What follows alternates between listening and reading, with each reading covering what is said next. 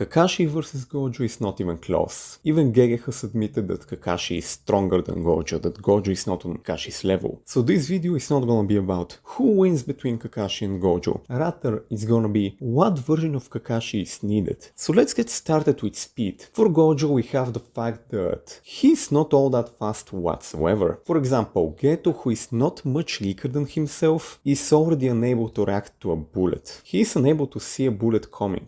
Granted, he wasn't battle ready, but even so, a character that's much faster than sound would be able to see it coming even if they weren't prepared for it. If you try to punch me at 1 centimeter per second, chances are that whether I'm battle ready or not, I'm gonna see you coming and I'm gonna counter that easily. So yeah, that's quite anti-feat there. But that's not all. Gojo needed 5 minutes to kill 1000 paralyzed people. And he was even exhausted afterwards. He was even out of stamina at the end of it. So yeah, Gojo at full power needed 5 minutes to do that. Then we have Noah, who literally needs to accelerate to reach Mach 3. He blitzed Maki pretty much, he blitzed another guy, and on top of that he stated to be faster than anyone else. And that would include Gojo. Now, admittedly, this would be in reference to Gojo before he broke out of the prison. Afterwards he went on a training arc for a month to prepare for Sakuna. And yeah, Gojo got stronger, but at the same time, Noah would still be,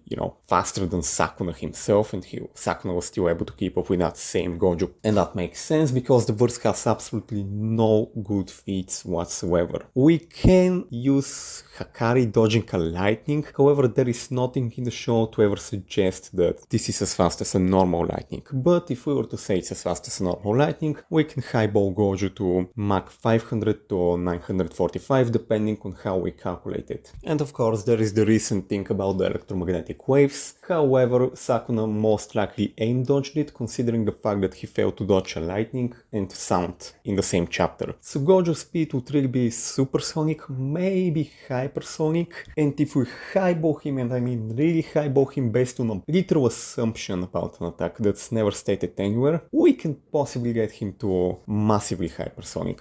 And that's really all about Gojo has here. What about Kakashi, however? We really only need part 1. Matter of fact, we only need the very first arc of the show, the Round of Waves. Because the very first enemy they fight is literally light speed, stated in the dot books. The novel confirms that he also manages to attack at faster than light speeds. Naruto and Sasuke both managed to outdo that guy after Naruto got his rage amp and after Sasuke got his speed amped by the Sharingan. Needless to say, this would scale to Kakashi. This is literally also a rusty Kakashi. He later goes on a training arc and gets stronger in part 1. If we go further into the scaling, Kakashi gets even more crazy because Rock Lee with his late son blitzed Sasuke so fast that Sasuke was unable to react in any way. The same Sasuke that outsped faster than Night Haku. Then we have Gaara, who is pretty much comparable to that same late Son Lee in speed. And then we have late self-paced Lee, absolutely blitzing and foderizing that same Gaara, who would essentially speed blitz early Chunin exam Sasuke. And then we have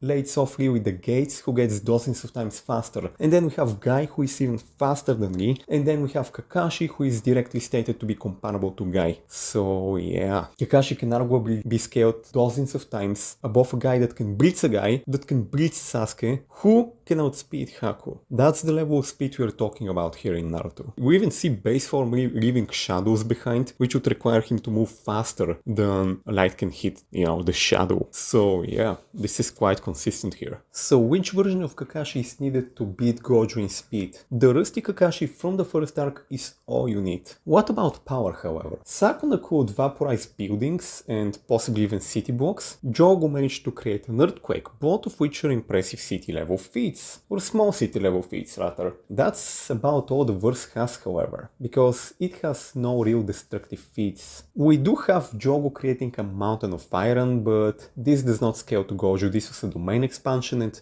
Jogo even states that in this domain he can one-shot Gojo using it. It won't scale to Gojo's physical power here. What about Kakashi, however? Literally in the 4th episode of the show, Kakashi created a thundercloud, and that was very casual on his part, without even using the Sharingan too. Calculating the size of the thundercloud and the time it took to create it, this gives us Warch Island level for Kakashi. So in terms of power, episode 4 Kakashi, base form, is already beyond Gojo. So with that in mind, what about hacks? Perhaps Gojo can take this? And the answer is no, Gojo does not take this. You see, his hacks would be virtually useless against Kakashi, and here's why. Infinity. It has the power to stop anything, except shockwaves, sound, possibly explosions. It cannot stop something that's not physical. Another geekness of the Infinity technique is that Gojo needs to be able to detect an attack first. If he cannot detect an attack, it will go to Infinity. For example, light still passes through Gojo, sound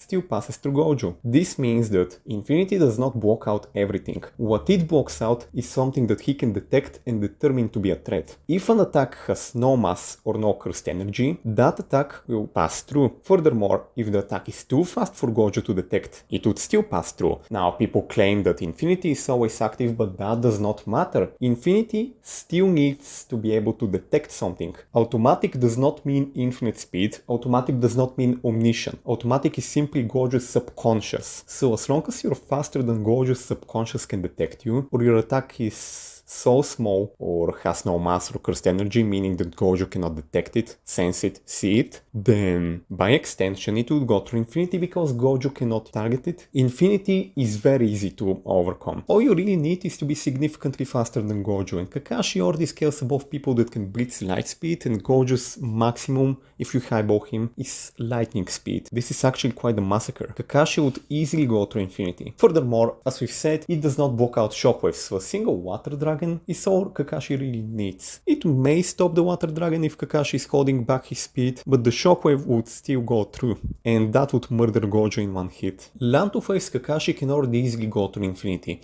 But what about the Unlimited Void? The Unlimited Void is an ability Gojo needs to activate. So that means that anyone significantly faster than Gojo can murder him before he can use it. So once again, Land to face Kakashi easily gets through the Unlimited Void. But let's use the hypothetical scenario where for some reason there is no speed blitz and Gojo uses it on Kakashi. What happens then? Would it take him down like the Tsukuyomi did? The answer is no, because the Tsukuyomi is ages beyond the Infinite Void. The Infinite Void only feeds you information slowly. The rate of flow of information is very slow. So much in fact that regular people were still conscious to an extent after Gojo used it for 0.2 seconds. 0.2 seconds. A sound speed character can do so much in 0.2 seconds. And Gojo's Unlimited Void cannot fully knock out a normal everyday person in that amount of time. Literally, they were still standing up. If you're knocked out, if you're fully unconscious, if you're truly unconscious, you won't be able to keep your body up. So the state Gojo put them in, admittedly they were unable to perceive their surroundings, but that doesn't change the fact that they were still conscious enough to be able to stand on their feet, to not let themselves fall down, and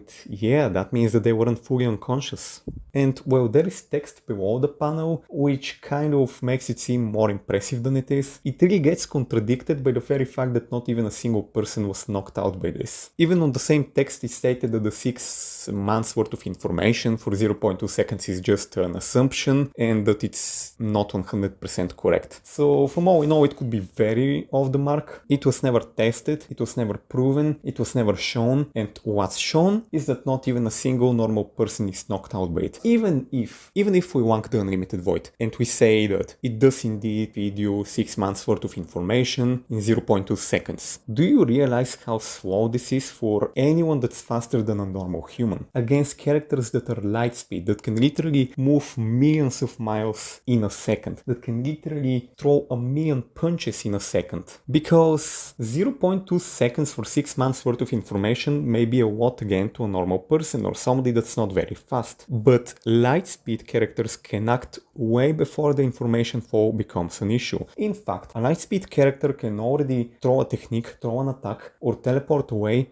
before even a single second worth of information is transferred to you by the Unlimited Void. That's really how useless the Unlimited Void would be against anyone that has any level of speed. Even Mach 1000 alone is already enough to throw dozens of attacks or teleport away dozens of times by the time it only feeds you like 13 minutes worth of information. That's literally how useless this ability would be. Not to mention that coming in contact with Gojo pretty much nullifies the Unlimited Void. So even if Kakashi gets hit by the Unlimited Void, he can literally just speed blitz Gojo and kill him before the flow of information becomes an issue for him, because the Unlimited Void is not an instant win against somebody that's much faster than the Void can feed you information. information. But that's not all, because Kakashi has literally resisted the Tsukuyomi, which literally creates an infinite world inside your head. So Kakashi literally withstood an infinite mental attack. So Gojo would literally need an infinite amount of time just to get the same effect as the Tsukuyomi before the torture factor.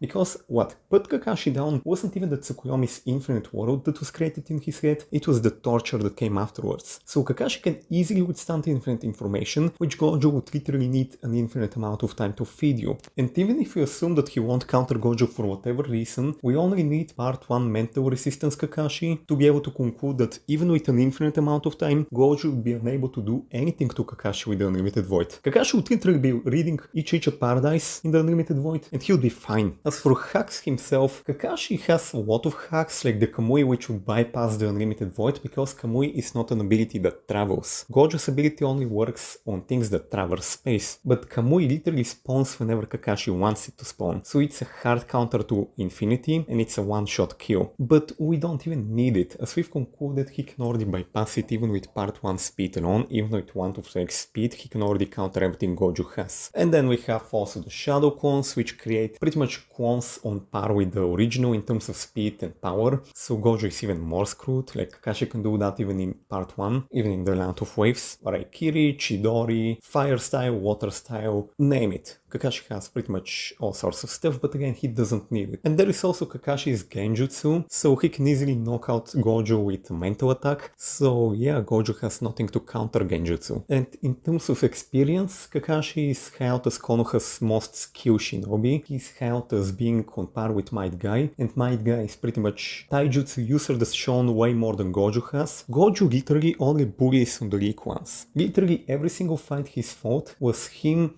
relying on raw strength to bully people way weaker than himself. He's shown no hand-to-hand combat skill. The only time he's done so was against some guy where he showed some Wing Chun, but that's really all about it. The only time Gojo has fought someone on his level in terms of raw strength is Sakuna, and then Gojo showed absolutely no martial arts capabilities. He fully relied on techniques, on spamming, etc. So Gojo's best demonstration of martial arts was using Wing Chun. Mind you, Wing Chun is an awful martial art. It's one of those Chinese martial arts that get hyped up a lot, but when they face a real fighter, they get absolutely wrecked. For example, we have the Mad Dog, an MMA fighter, beat the heck out of so many Wing Chun fighters to show how much of a fraud the martial arts is. Go to the MMA, you would see nobody using Wing Chun. Why? Because it's an awfully weak martial arts. Wing Chun is literally for the 7-year-olds who think that striking your enemies with your fingers is somehow overpowered and cool looking.